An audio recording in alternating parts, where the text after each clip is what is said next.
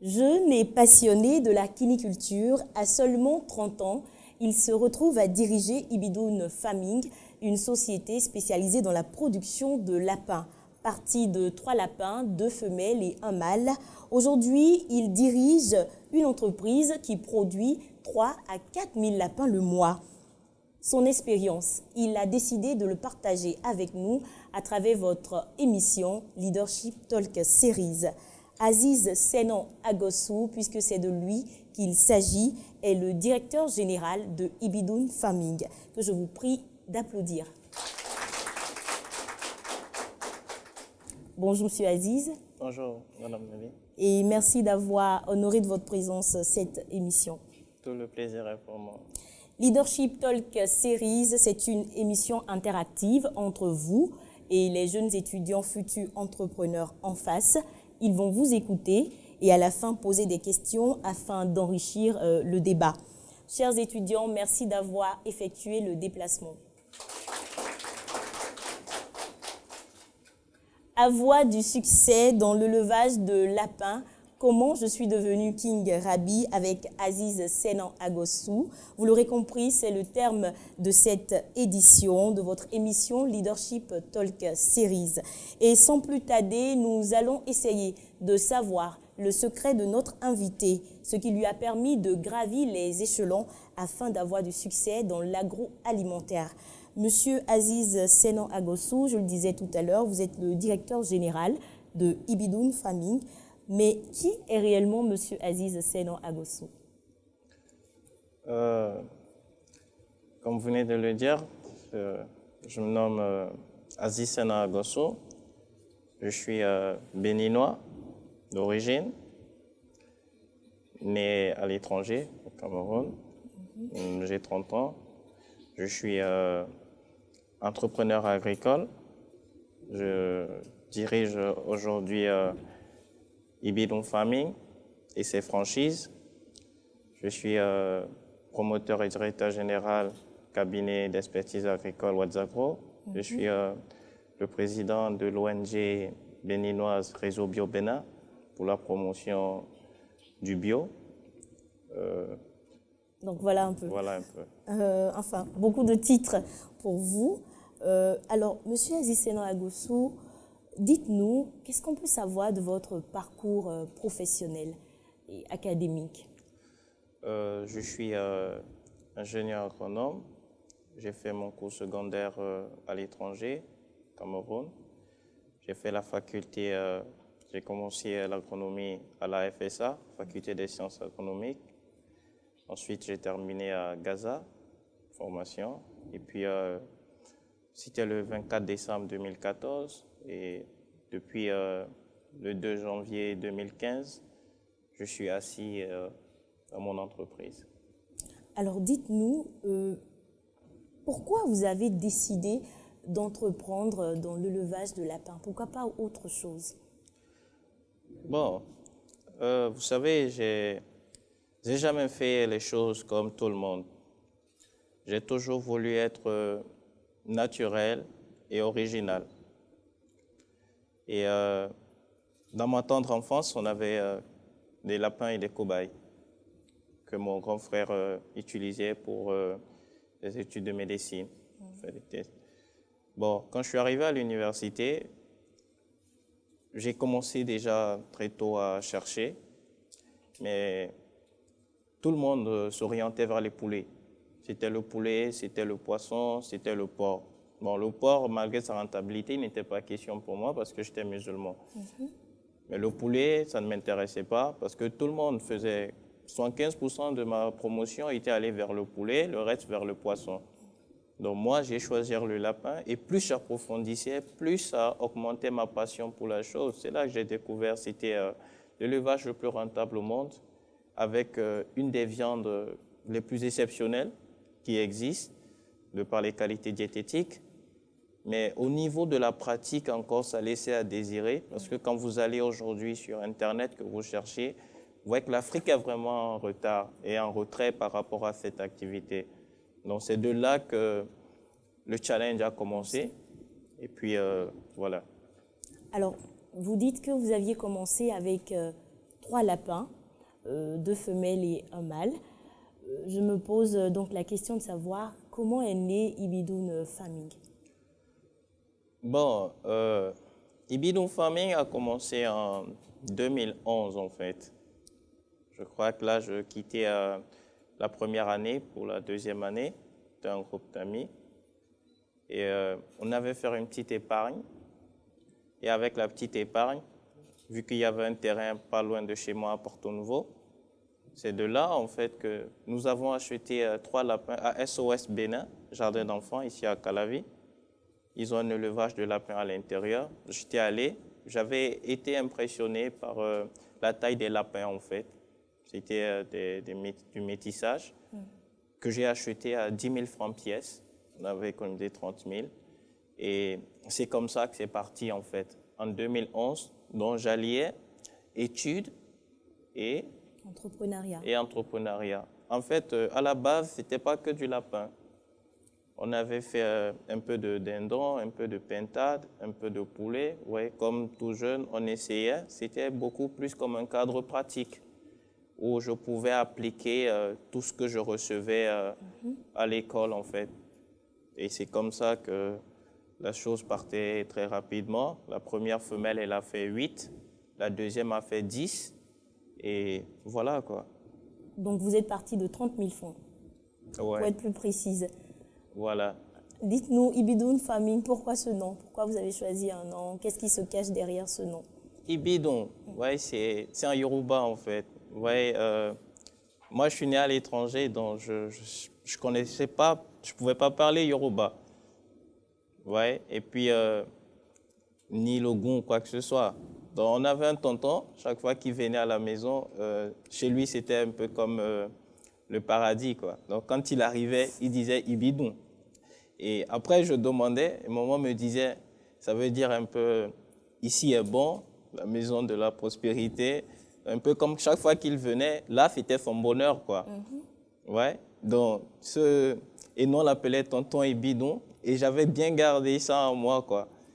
Donc, quand il a fallu choisir un nom, moi, je suis beaucoup plus sur les valeurs africaines. Donc, j'ai dit, bon, c'est même venu comme ça. J'ai dit, bon, je vais dire Ibidoun Farming, les élevages de la prospérité. Parce qu'en Yoruba, Ibidoun, quand on essaie de le traduire dans le jargon, ça veut dire la prospérité, le bonheur, voilà. C'est pour ça que j'ai dit Ibidoun Farming.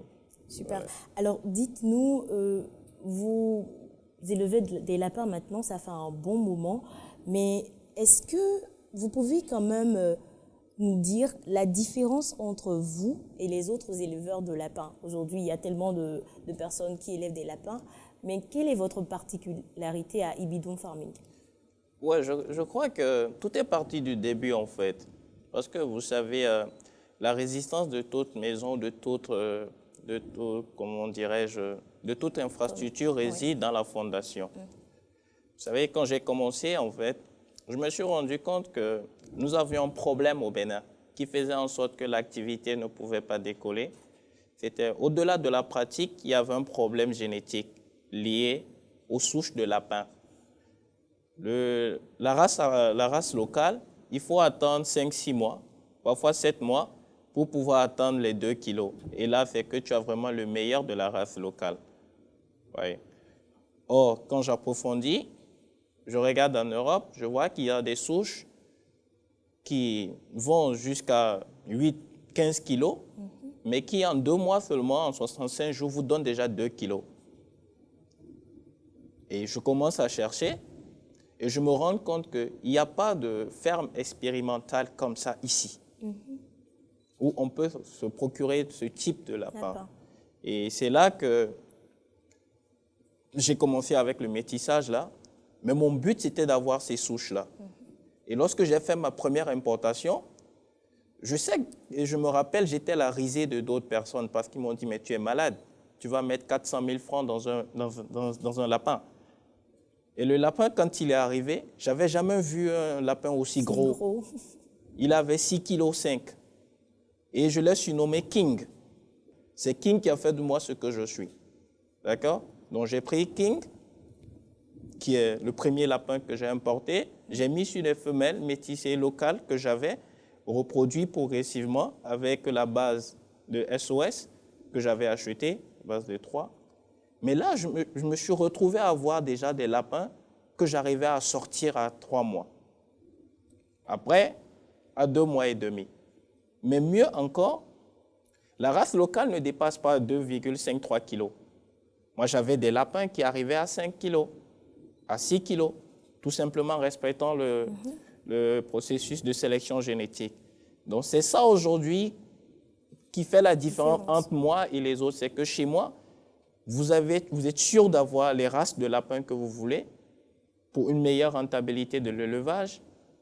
Mais en plus de ça, cela vous permet d'avoir encore une meilleure prolificité. Parce qu'il faut dire, le record de chez moi, c'est 17. C'est 17 lapereaux sur une portée. Il faut dire que la gestation du lapin, c'est 1 mois, entre 28 et 32 jours. Alors, sur les réseaux sociaux, vous mettez je peux me permettre un hashtag King Rabi. On vous surnomme ou vous vous surnommez King Rabi. Dites-nous pourquoi ce nom, pourquoi King Rabi? Bon, vous savez, j'ai eu beaucoup de surnoms.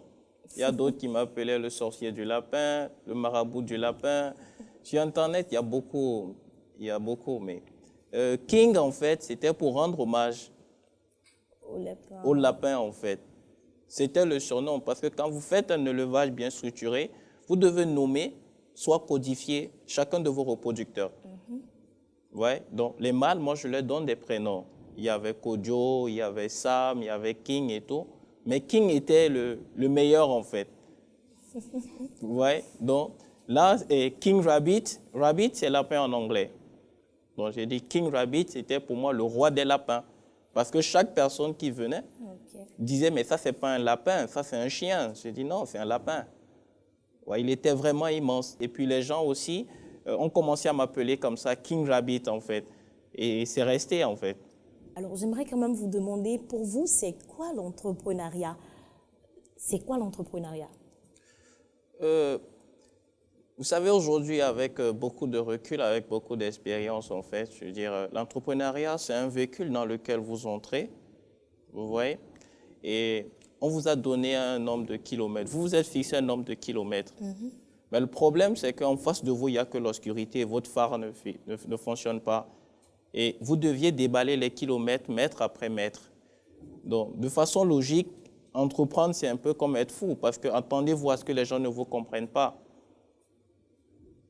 Entreprendre, c'est d'abord croire en soi. Mais l'entrepreneuriat aujourd'hui, de par la base, en fait, vient pour résoudre un problème. Si vous voulez entreprendre, et dites-vous, entrepreneur, ce n'est pas un métier. On ne se lève pas, je veux devenir entrepreneur agricole quand à la base vous n'avez rien. C'est quelque chose qui augmente le taux d'échec en fait. Vous devez être formé d'abord. Et vous entreprenez dans votre métier. Cela veut dire quoi? Pour entreprendre, je viens de le répéter, on résout un problème. Vous avez identifié le problème. Vous avez analysé la situation. Et vous proposez une solution qui peut être un produit ou un service. Et c'est ce produit ou ce service-là qui part de votre idée d'entreprise qui devient maintenant votre entreprise. Et c'est ça que vous commercialisez. Entreprendre aussi, c'est surmonter des difficultés, c'est traverser des difficultés, surmonter des challenges. Alors dites-nous, quels ont été vos plus grands challenges avec Ibidun Farming? Waouh! Vous savez, je l'ai dit tout à l'heure, j'ai commencé Ibidun Farming en 2011. Je vous donne un conseil en fait. Rien n'est facile dans la vie. Si vous pensez que ça va être facile, méfiez-vous. La facilité n'existe pas et puis le don n'existe pas. Lorsque j'ai commencé Ibidun, déjà quand je termine mes études, je suis déjà à près de 40-50 femelles reproductrices. Donc j'ai déjà de quoi me gérer, subvenir aux besoins et puis grandir progressivement. Mais aussi comprenez quelque chose, l'État n'a rien à vous offrir. Si vous continuez à regarder dans ce sens-là que l'État peut vous accompagner, enlevez vite cette illusion de vos têtes et puis concentrez-vous sur ce que vous êtes en mesure de faire vous-même. En 2015, j'ai connu ma première perte, c'était 9000 lapins. 900, pardon.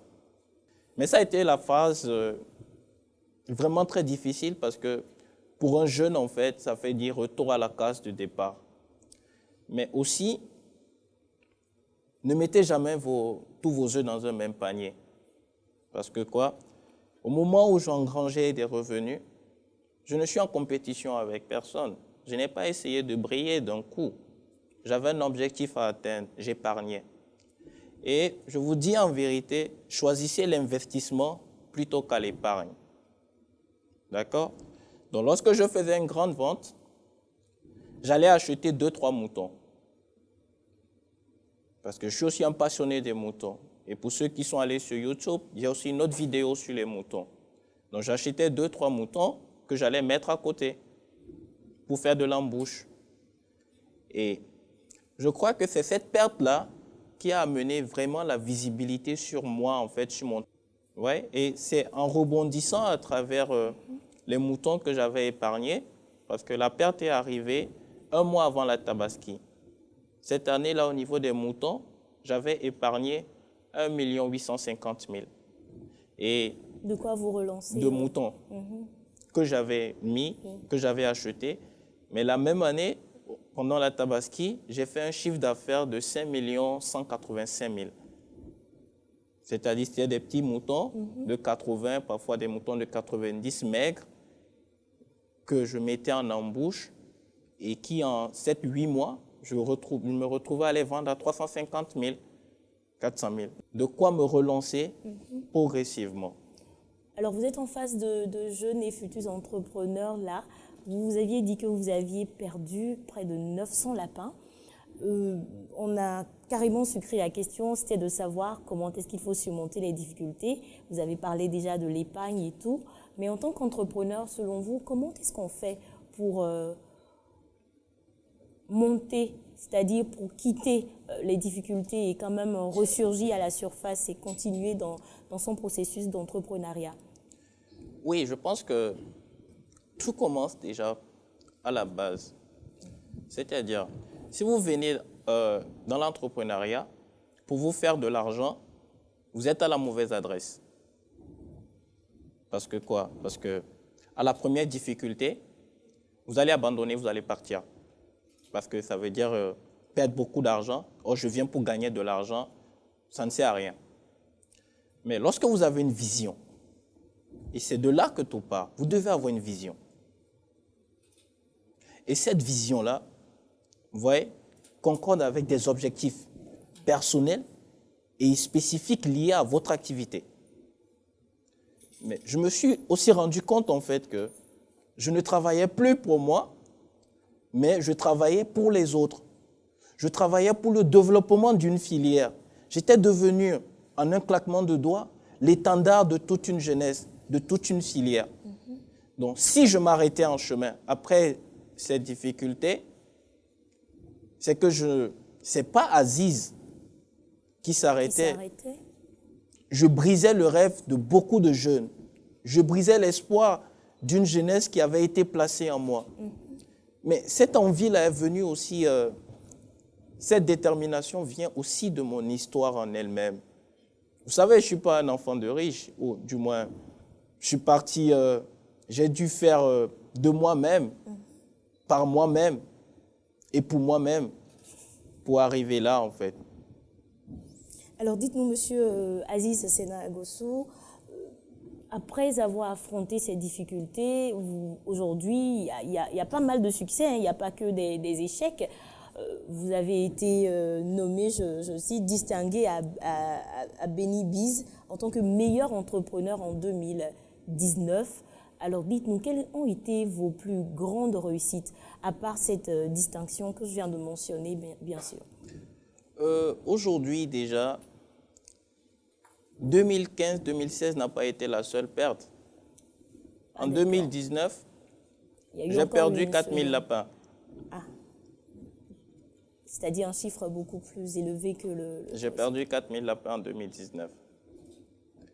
En fait, Je ne vous coupe pas, mais l'ironie, c'est que c'est toujours en 2019 que vous êtes distingué à Benny Biz. Alors, comment est-ce que vous avez ressurgi aussi rapidement? Vous savez, je dirais toujours quelque chose en fait. Moi, je n'échoue jamais. Moi, je ne perds jamais. Soit je gagne ou j'apprends. Et quand vous avez un but, une vision, moi, ma vision, c'est quoi? C'est rendre la viande de lapin aussi accessible et vulgaire que des œufs de table ou des petits pains. Ça, je l'écris quelque part et je le visualise chaque matin. Ça fait partie de moi. Donc, j'ai beau perdre 10 000 aujourd'hui, je vais me relancer. Oui, j'ai eu des succès. J'ai été éleveur pilote, décerné meilleure femme, la femme la plus moderne et professionnelle en Afrique de l'Ouest par la FAO, avec qui je travaille actuellement. J'ai reçu le prix de meilleur entrepreneur national en 2015. J'ai reçu le prix de jeune de l'année en 2019. En 2020, le prix de jeune de l'année. Voilà. Mais ça, en fait, c'est que des clichés. D'accord? Le jour que vous penseriez que vous aviez réussi, en fait, c'est ce jour-là que vous avez échoué. Moi, je vous dis, j'ai échoué plusieurs fois. J'ai connu l'échec. Vous avez le droit d'échouer. Vous avez le droit d'échouer. Mais la chose dont vous n'avez pas le droit, c'est de rester sur des échecs. Vous devez apprendre. Échouez 100 fois, mais réussissez une seule fois. Mais que la seule fois que vous réussirez, que cela soit pour toute la vie. Aujourd'hui, je suis le seul Africain assis sur la table de la cuniculture internationale. Et je suis le plus jeune. Et celui que je suis me dépasse de 20 ans. Vous êtes une fierté nationale, Monsieur Aziz Sena Gossou. Alors, dites-nous, vous avez dit tout à l'heure que dès que vous pensez que vous avez réussi, vous y êtes arrivé, alors vous êtes en train d'échouer. Mais alors, dans ce contexte, c'est quoi pour vous la réussite? Je crois que même dans la fiche que vous m'aviez faite, j'ai fait une publication sur Facebook. Et je cite en fait, la réussite, c'est comme une échelle que l'on tend aux autres pour leur permettre d'aller de l'avant en les évitant certaines difficultés que nous on a vécues. Mais je dis aussi si bien, la réussite, elle a d'abord un impact beaucoup plus social que matériel. Vous savez, chaque jour, je reçois des dizaines de messages.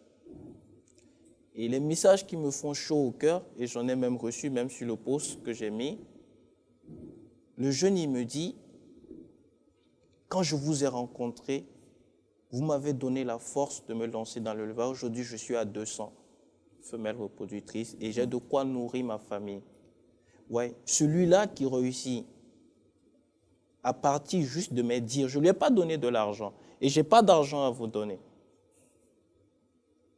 D'accord? Et gardez toujours une phrase à l'esprit. Et moi, je l'ai appris à mes dépens. Il y a des réussites sans bonheur. Mais il n'y a point de bonheur sans réussite. Voilà.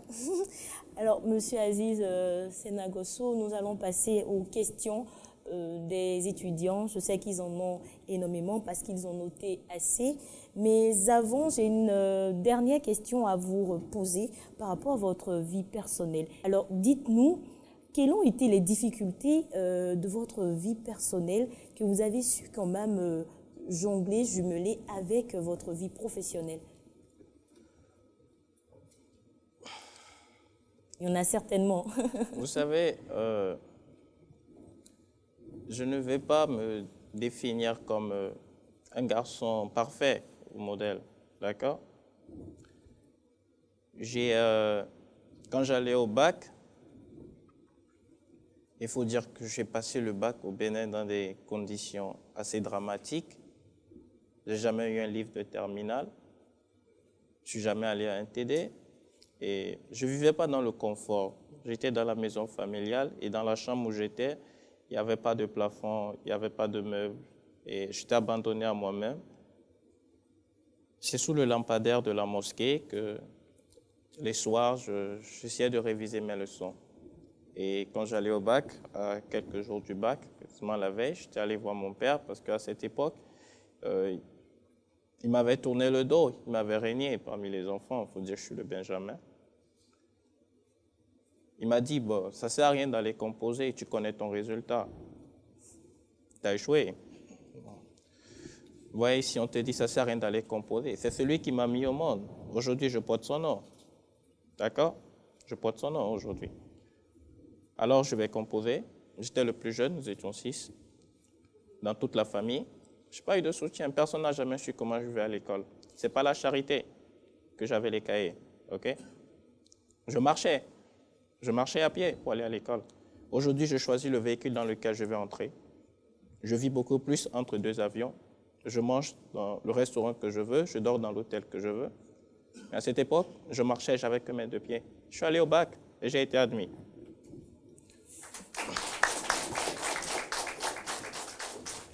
Ensuite, je suis passionné de la terre parce que j'ai toujours aimé manipuler. Tu veux faire quoi? Je vais voir mon oncle apprend que de toute la famille, je suis le seul. C'est le défunt ministre Fatio Aklogan. Parce que malgré mon enfant difficile, je viens quand même d'une famille, d'une grande famille, de grandes familles béninoises en fait. Mais la réalité, c'est autre chose. Il me dit, tu veux faire quoi? Je dis, je veux faire la faculté des sciences agronomiques. Alors, et c'est à Keto. Mais cette année, je ne termine pas les études. Après le premier semestre, je suis obligé d'abandonner parce que les moyens financiers? Je ne peux pas payer la scolarité. Vous savez, la faculté agronomie, on paye, c'est 400 000. Je n'ai pas trouvé quelqu'un qui me paye les 400 000. Et je suis obligé d'abandonner la première année. Et j'étais la risée de beaucoup de camarades parce que pour eux, c'est tu as fui. Mais n'expliquez jamais vos problèmes aux gens. D'accord?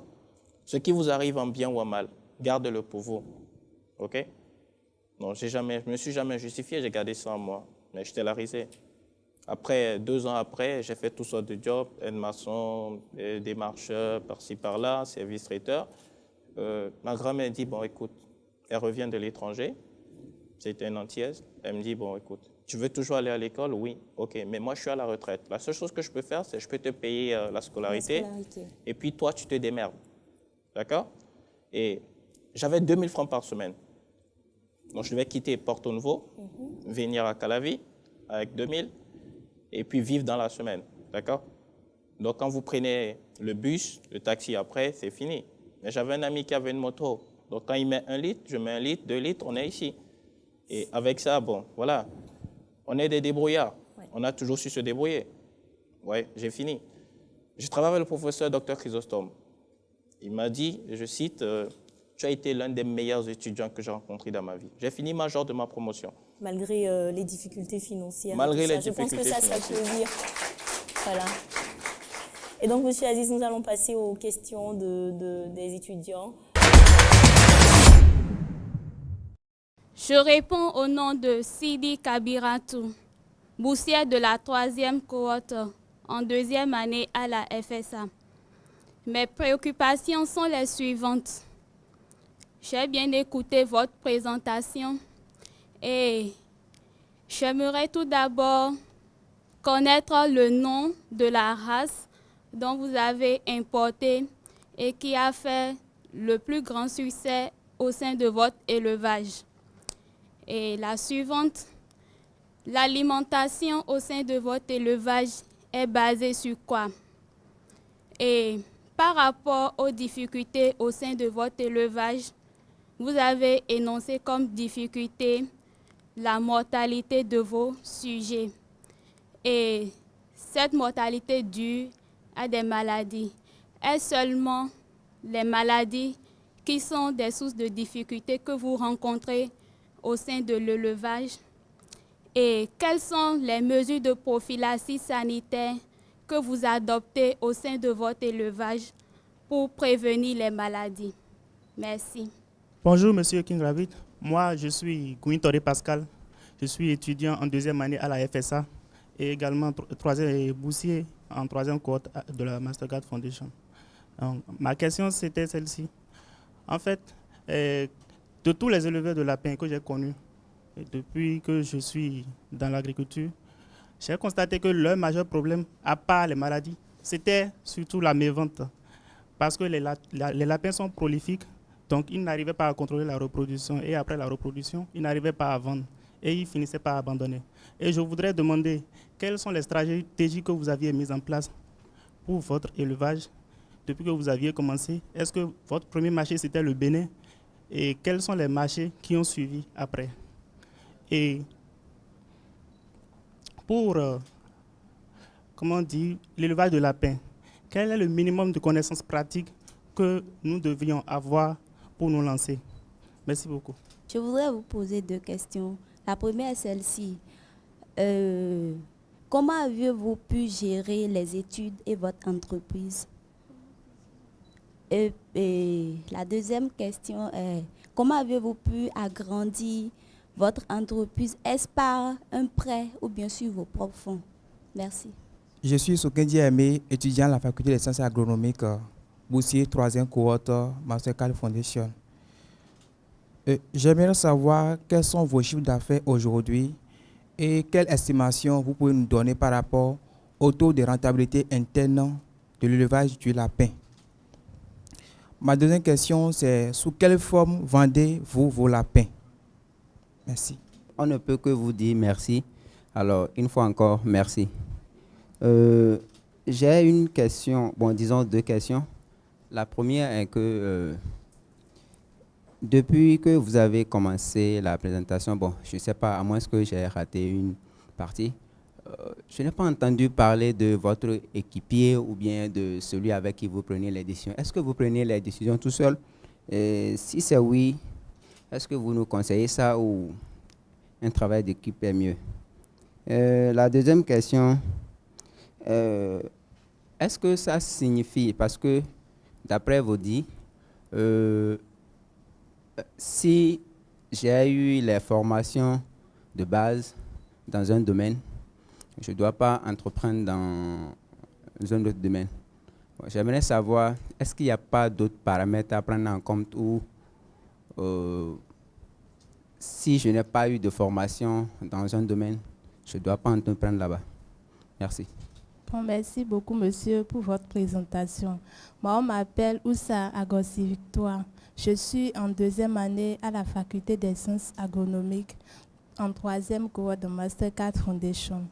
Bon, dans votre présentation, vous avez dit que du fait que la race que vous nommez King est une race étrangère, comment vous avez pu faire pour l'adapter aux conditions de vie de votre milieu?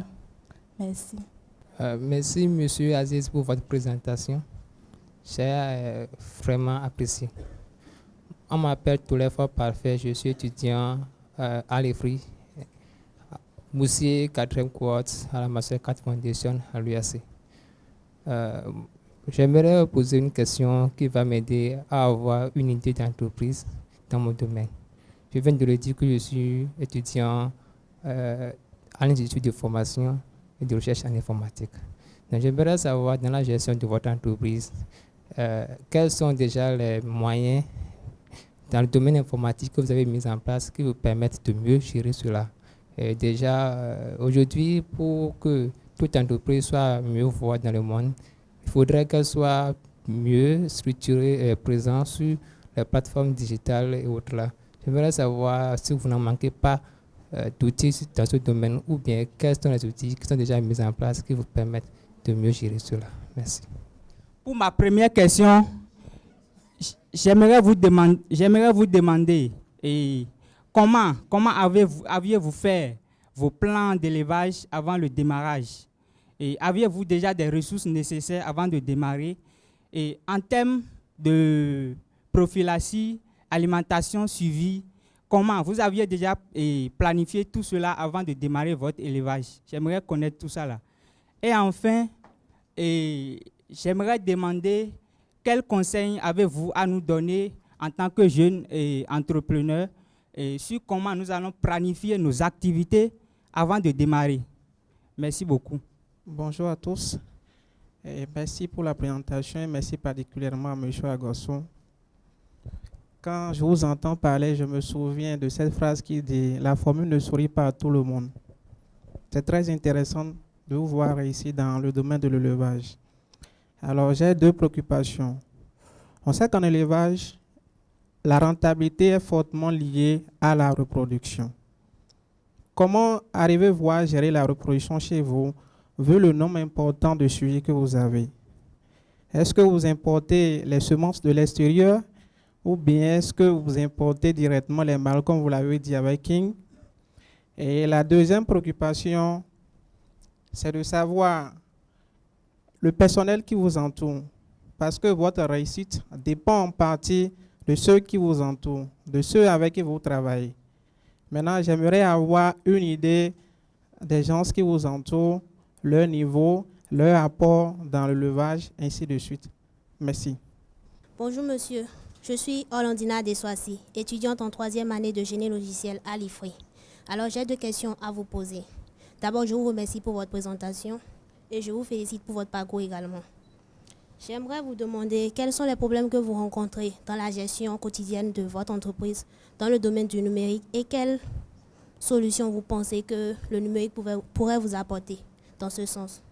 Également, en 2015, vous avez perdu environ 900 lapins et en 2019, environ 4000 lapins. Comment avez-vous fait pour surmonter cela? Pas seulement en termes techniques, mais vous, en tant qu'être humain, comment avez-vous fait pour venir à bout de cette difficulté-là? Je vous remercie. Voilà, nous avons eu de nombreuses questions de la part des entrepreneurs, futurs entrepreneurs, étudiants dans la salle. Nous allons commencer par la toute dernière question, celle de Orlandina, qui dit « Qu'est-ce que le numérique pourrait vous apporter dans la gestion quotidienne de votre entreprise ?» Je rappelle que cette question est un peu similaire à la plupart des questions liées au numérique posées par certains étudiants, qui est de savoir la stratégie de communication de Ibidun Farming. Ok, nous sommes sans ignorer qu'aujourd'hui, nous sommes à l'ère de l'innovation technologique, des nouvelles TIC, avec la prolifération des réseaux sociaux. Et aujourd'hui, tout le monde possède un smartphone. Ok, donc ça veut dire que le minimum, en fait, c'est WhatsApp.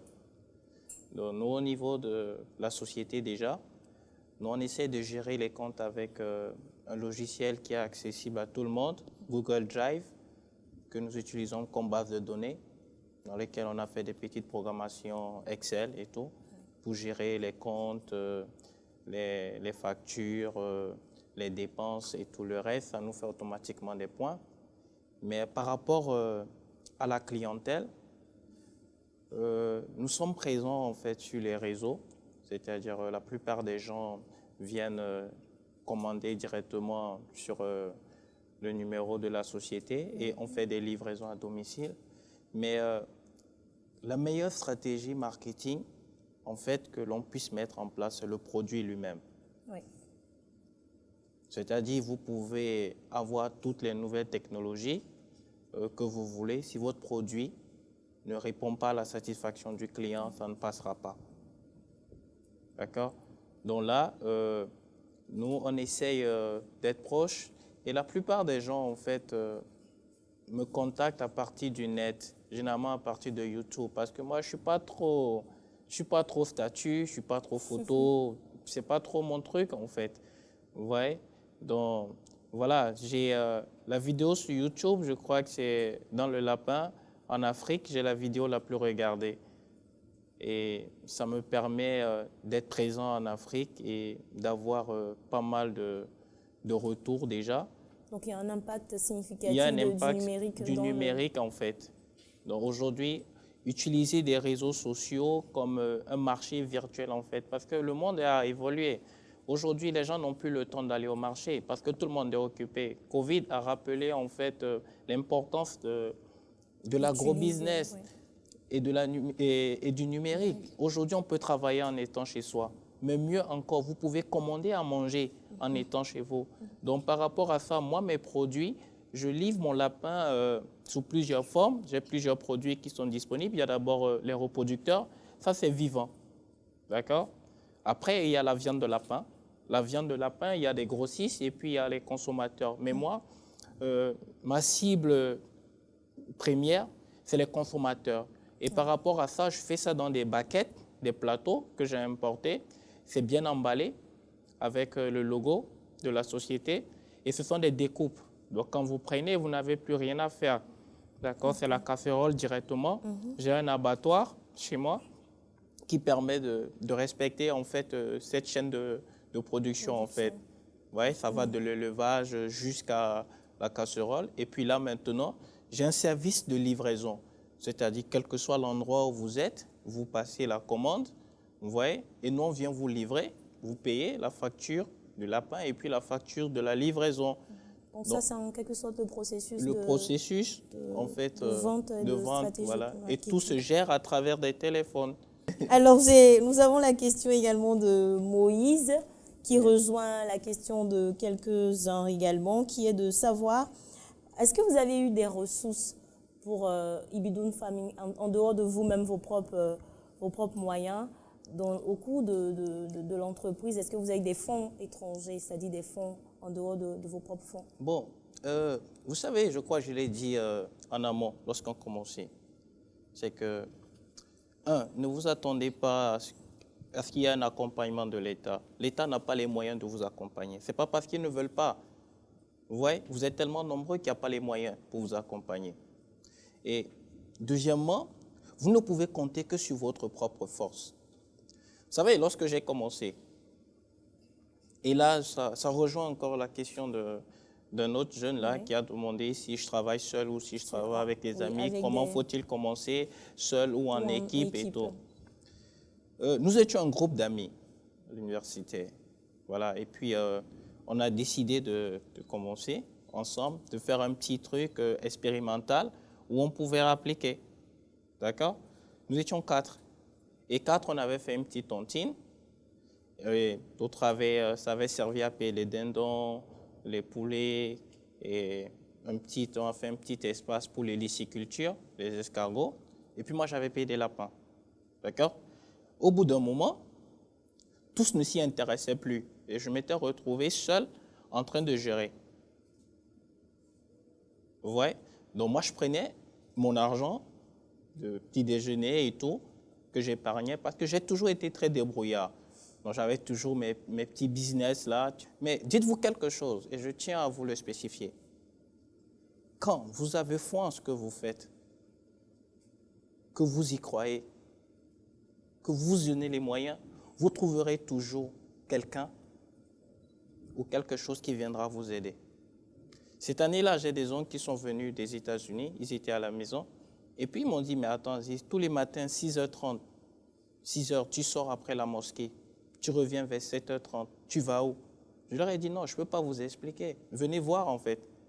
Donc ils sont venus, ils ont vu le petit élevage que j'avais par-ci, par-là, ils m'ont dit, mais comment tu fais? Comment tu arrives à gérer tout ça? Je lui ai dit, ben non, avec mes propres fonds, ils m'ont dit, bon, tu as besoin de quoi? J'ai dit, comme ça, à la volée, je veux construire un petit poulailler pour pouvoir empêcher que la pluie continue de frapper mes poulets. Il a dit, ça fait combien? J'ai dit, ça fait 400 000. Ça faisait quoi? 800 $. Arrivé à la maison, il m'a donné les 800 $. Les 800 $ m'ont permis de construire le hangar et j'ai augmenté l'espace des lapins. Parce que les lapins, ça se vendait bien.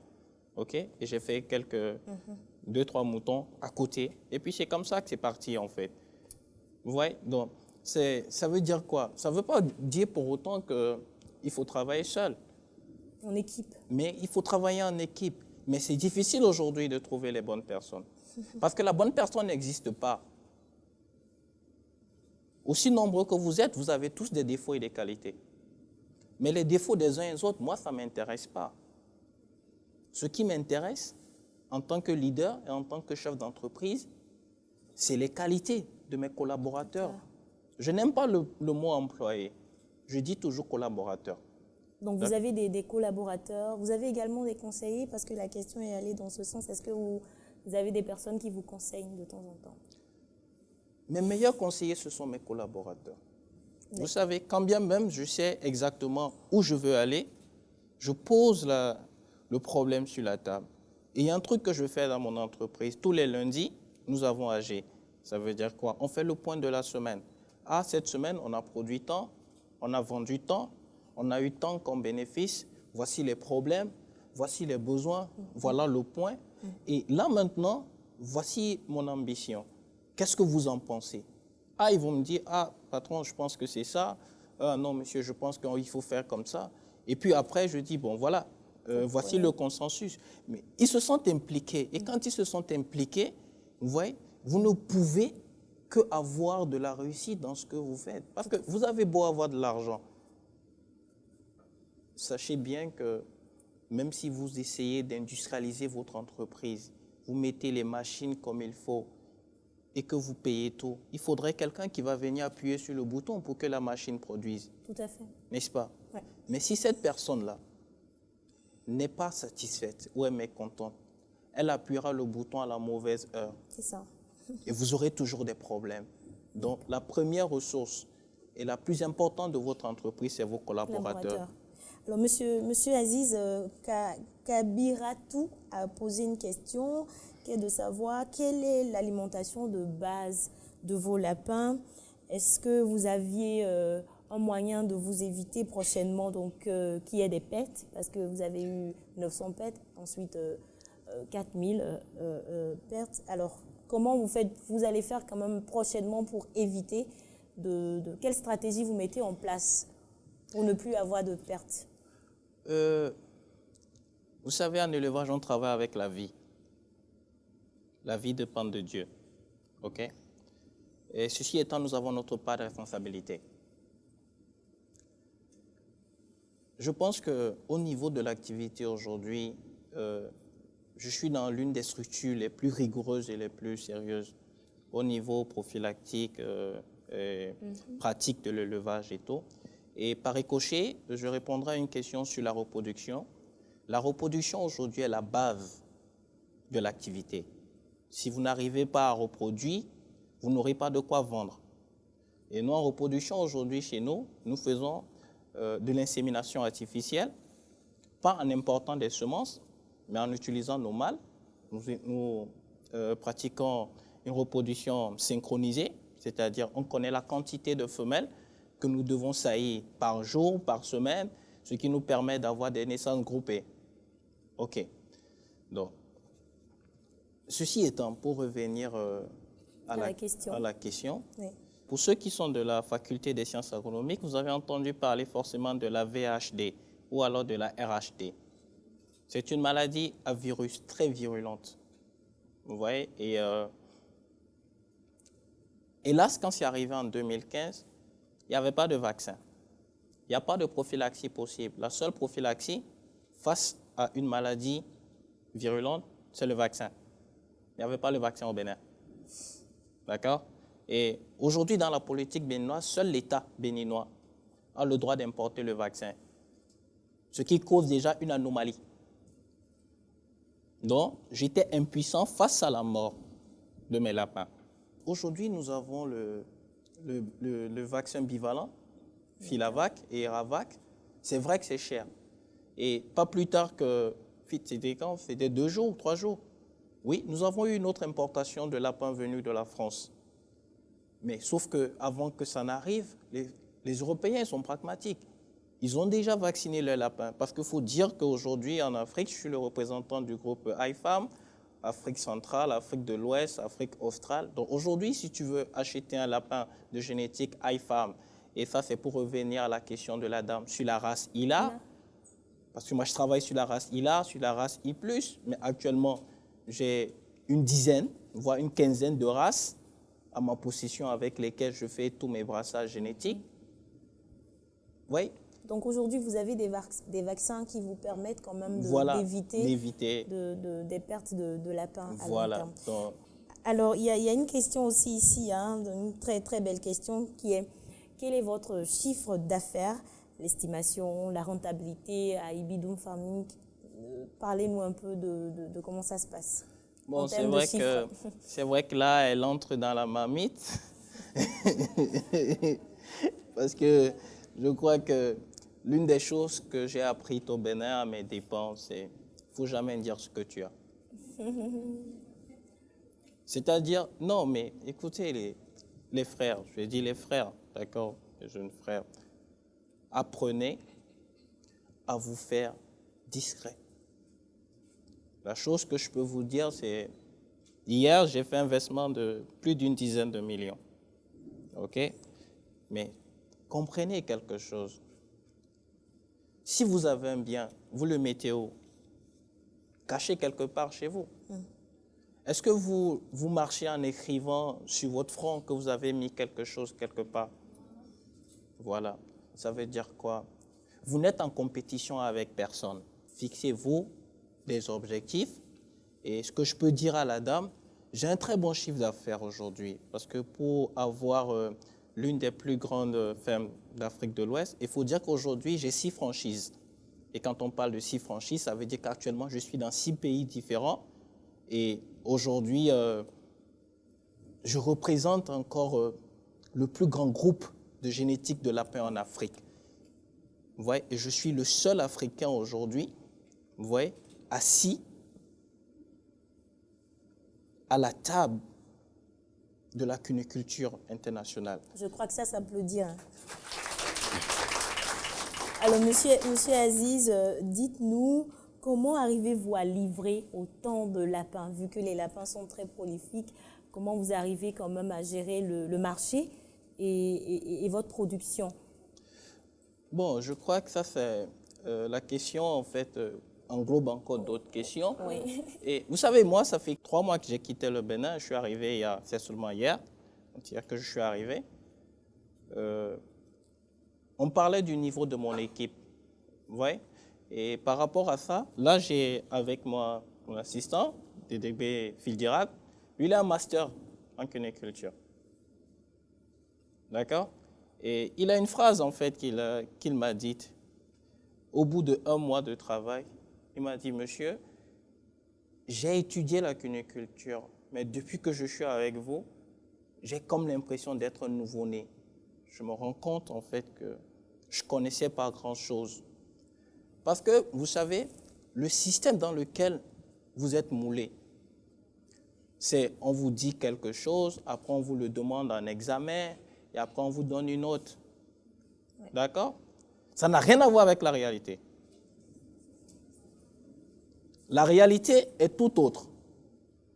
OK? Et ça, par exemple, ça rejoint une autre question du monsieur qui m'a dit, vous aviez dit qu'il faut forcément être formé dans quelque chose pour pouvoir... Mais quand je parle de formation, je ne parle pas de formation académique uniquement. Et même vous qui êtes dans l'agronomie, la théorie ne peut pas vous permettre de vous installer et de réussir. Il vous faut des formations pratiques. La formation dont je parle aujourd'hui, c'est la formation professionnelle, c'est la formation pratique sur le terrain. Et la meilleure formation que vous pouviez faire, c'est de vous auto-former vous-même. Commencez à faire des recherches. Aujourd'hui, vous avez tout sur Internet. La question donc était de savoir comment est-ce que vous arriviez à vendre, enfin, à vous adapter au marché vu la prolifération de vos lapins.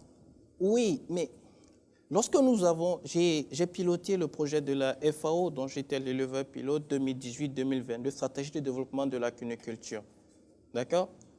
On s'est rendu compte que 95% des élevages au Bénin avaient moins de 20 femelles reproductrices. 3% étaient entre 20 et 100 femelles. 1% étaient au-delà de 100 femelles reproductrices. Lorsque vous prenez quelqu'un qui a 20 femelles, vous pensez que celui-là peut aller signer un contrat au niveau d'un restaurant ou d'un supermarché pour livrer? Ce n'est pas possible. Et la plupart de ces gens ont la mauvaise souche. Ça veut dire quoi? Lorsqu'il va te vendre aujourd'hui, là, tu vas l'appeler dans 1 mois, 2 mois, il ne peut plus te vendre. Il faut encore attendre dans 3 mois pour qu'il puisse sortir. Moi, j'ai jamais, avant la vidéo sur YouTube, j'avais jamais investi dans la communication. dans la publicité. Je n'ai jamais fait ça. La seule chose qui a fait la publicité, c'est mon produit. J'ai fait en sorte d'être le meilleur dans ce que je faisais. Pas d'être meilleur que quelqu'un, mais d'être le meilleur dans la filière en visant l'excellence. Qu'est-ce qui se fait de mieux? C'est à ça que je veux me rapprocher. Oui. Et quand j'ai commencé les découpes de lapins, il faut dire que j'étais le premier Béninois à mettre en place un abattoir de lapins. J'ai commencé à livrer aux gens, bien emballés dans des baquettes, ce que même les transformateurs n'arrivaient pas à faire.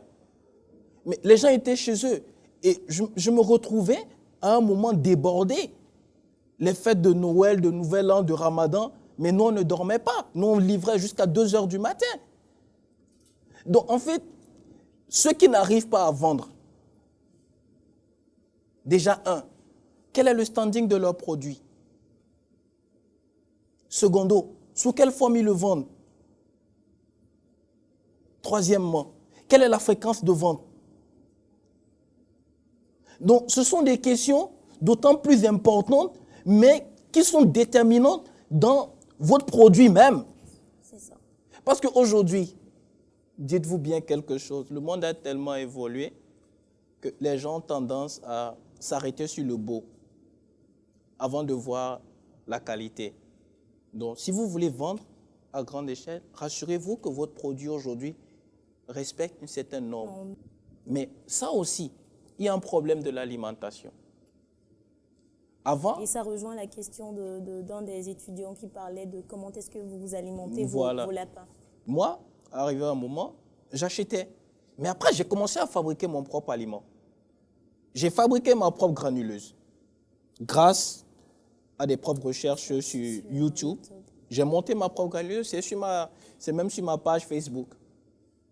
Et j'ai commencé à produire mon aliment qui me revenait 2 fois moins cher et j'avais un meilleur résultat sur mes lapins. Vous voyez? Et aujourd'hui, j'ai plutôt signé un gros contrat avec un grand groupe, pas béninois, mais extérieur et étranger, pour avoir un aliment de meilleure qualité. Parce que ce que je veux, ce n'est pas forcément faire du chiffre d'affaires pour moi, d'accord? C'est aller toujours vers la conquête de ce qu'il y a de mieux pour la filière.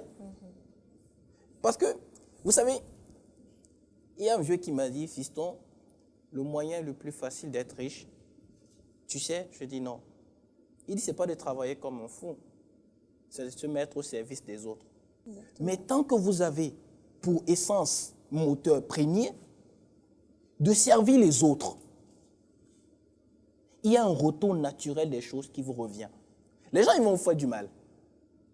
Les gens, ils vont chercher à vous détruire. Les gens, ils vont vous salir. Ils vont mentir sur votre compte. Mais ça, c'est normal, en fait. C'est normal. Vous ne pouvez pas empêcher la méchanceté de l'homme. C'est la nature humaine. On est comme ça. Moi-même qui suis là, je ne suis pas bien. OK? Mais la chose que vous pouviez faire, en fait, c'est de réduire l'impact de cette méchanceté-là sur vous. Donc, quand vous êtes déjà préparé à ça, tout ce qui vient, c'est un bonus. Ça se passe bien. Waouh, je ne m'y attendais pas. Ça se passe mal. Bon, c'est vrai, je m'y attendais. Et je continue. Alors, Monsieur Aziz Agossou, merci beaucoup pour toutes vos réponses. Moi, j'ai une question qui est de savoir, plutôt je veux connaître.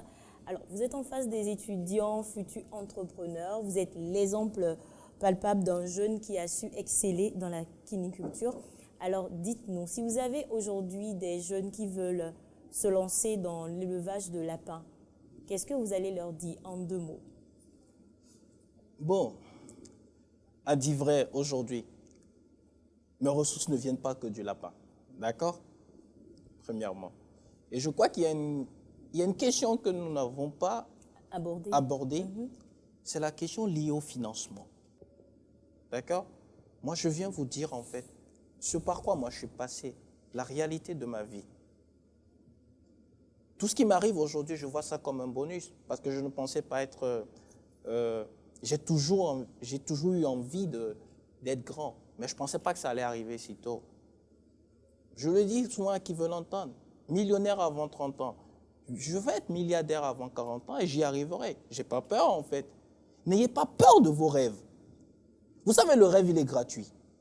Ce qui est payant là, c'est le parcours vers son rêve. Rêve, exactement. Et il va le payer avec l'audace, avec les sacrifices, avec la douleur, avec l'humiliation, avec même l'abandon. Il y a des jours où j'avais envie de tout abandonner. Il y avait des jours où je voulais tout arrêter.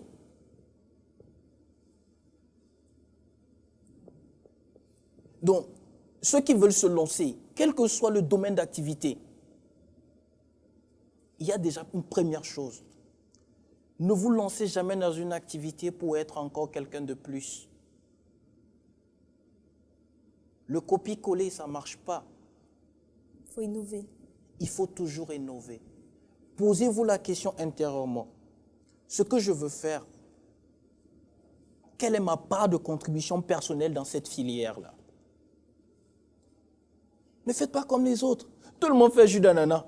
Moi aussi, je vais faire jus d'ananas. Non. Tout le monde élève lapin. Oui. Ils sont des centaines à élever lapin.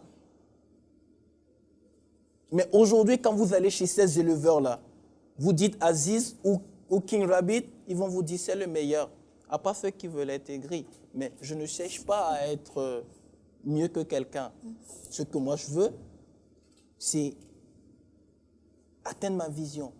Rendre la viande de lapin aussi accessible et vulgaire que des œufs de table ou des petits pains. Ça s'applaudit, s'il vous plaît. Alors, monsieur Aziz Sena Gossou, à la création de votre entreprise, est-ce que vous avez eu des erreurs que vous ne voudriez plus commettre aujourd'hui? Je l'ai si bien dit. Vous savez, regardez, les bonnes décisions s'acquièrent avec l'expérience. N'est-ce pas? L'expérience s'acquiert avec la prise de mauvaises décisions. N'est-ce pas? Les mauvaises décisions, là, s'obtiennent en posant des actes. Tout à fait. Vous savez ce que ça veut dire? Ça veut dire que vous devez apprendre à tomber. Vous devez apprendre à échouer, mais échouer en avançant. Si je vous dis que tout a été parfait, j'ai menti. Si je vous dis que je n'ai pas fait d'erreur, j'en ai fait. Mais j'ai appris. Apprenez de vos erreurs. C'est la partie la plus importante. C'est le meilleur professeur que vous pouviez avoir. Mais osez poser des actes. N'ayez pas peur de poser des actes. Et vous savez, quand je fais quelque chose et je me retrouve seul et que je vois toute la terre entière contre moi, je sais que je suis dans la bonne direction. Merci infiniment, monsieur Aziz Sena Gossou. Je pense que notre invité mérite encore plus d'ovations, s'il vous plaît.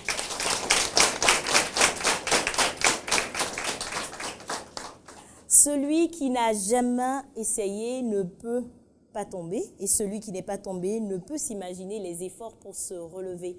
C'est sur cette citation de notre invité que nous allons clôturer votre émission de Leadership Talk Series. Encore une fois, merci, monsieur Aziz Sena Gossou, pour ce riche partage d'expériences que je suis sûre a profité à coup sûr à nos chers futurs entrepreneurs, n'est-ce pas? Par des ovations, s'il vous plaît. À très bientôt. Merci.